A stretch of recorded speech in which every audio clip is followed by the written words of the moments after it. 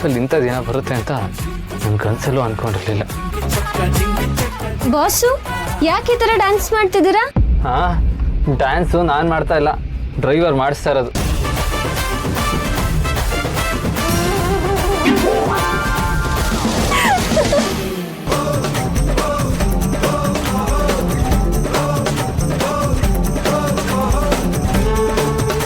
ಯಾಕೆ? ನಿಮಿಷ ರೀ. ಏಯ್, ಏನು ಮಾಡ್ತಾ ಇದೀಯಾ? ನಾನೇನ್ ಮಾಡ್ಲಿ, ಇರಿಯೋ ನಿಮಿಷ.